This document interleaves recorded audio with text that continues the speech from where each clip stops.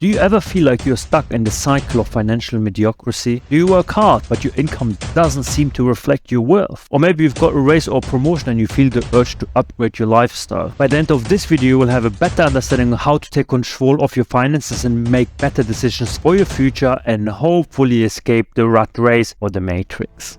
Point 1. Working less than your worth. Working less than your worth is a common mistake people make. Employers more often than not pay their employees less than they deserve and give them minimal pay rises just so they don't quit. This cycle can keep you stuck in the middle class mindset that you should be working for less than you actually deserve. Now, one way around is to leave your current job for a new one. This will give you a typically 10 to 20% pay increase if you do it correctly, which is far higher than the small incremental increases that you would get with your current job. And it's okay to leave if you feel underpaid and you put in a lot of hard work. However, it's always important to network, find out about other industries and understand what they're paying for the similar role and have an open conversation with your employer before you make the decision to move on.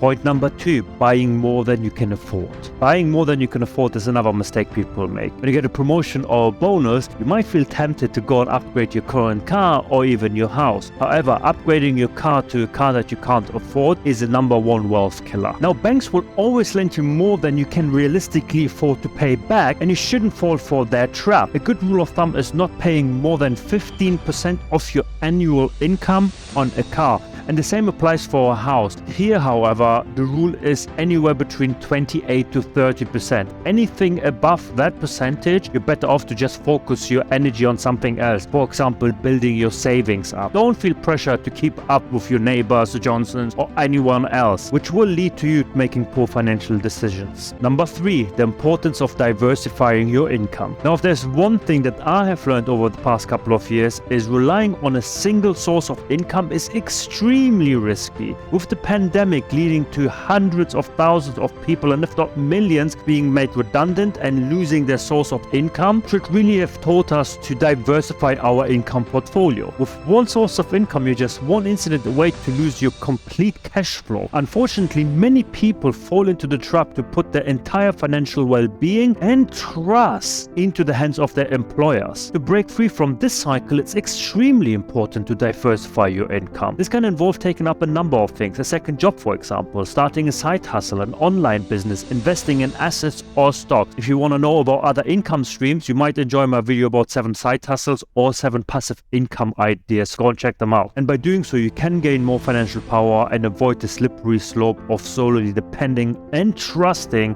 one single employer. Now, coming to point 4, saving for retirement. Now, saving for your retirement is a crucial aspect that many people tend to overlook when they're younger. Now, there are numerous investment opportunities out there, whether it's an index fund or investing into properties, etc. Now, it's crucial to start saving for a retirement early on in your career, and the better off you will be in the long run. Number 5, the importance of financial literacy. Now, the reason I'm doing this video is because I feel we have never had enough financial education during our school years, so it's important that whoever has a little bit of knowledge can share it with the broad masses. And if you like my videos, give them a thumbs up, put your comments in the comment section below, and do not forget to subscribe. It helps me immensely. But financial literacy is a very important factor in our overall well-being. We prioritize aspects of our mental health and physical health, but the one health that we completely neglect is our financial health. Now, this mindset can become problematic the older we get and the more financial decisions we have to make in our lives. Now, basic financial knowledge such as how to maximize the value of your money, investment, income is not taught in school, and that's why it's important that we educate ourselves. Now, ignoring financial literacy naturally will lead to bad financial decisions and the never-ending cycle of working for money. Coming to our last point, being a copycat or doing what everyone else does. In today's society, there is pressure to spend and keep up with others' lifestyles, regardless of income level. This status-driven mindset can lead to a never-ending cycle of chasing material possessions and can prevent us from achieving our greatest life goals. It's important to identify our values, principles, ambitions, and financial goals and align our spending habits accordingly. Spending on things that bring us happiness and joy is acceptable, but spending to impress others and maintain a certain status can hinder financial growth. By breaking free of all these cycles, that rat race, the matrix, we can achieve financial freedom and live a fulfilled life. Now, contrary to popular belief, the rat race isn't working a 9-to-5 job. It's about living a life where you're always striving for more at the expense of your well-being and your happiness. It's about placing your dreams on hold just to focus solely on the next thing that brings you temporary satisfaction. Our brains become accustomed to constant and elevated levels of dopamine, which can cloud our thinking and our decision making. To reset and gain clarity, it's helpful to do a dopamine detox. And if you're interested to know more about this process, check out my video about dopamine detox, and I hope to see you there. Peace out.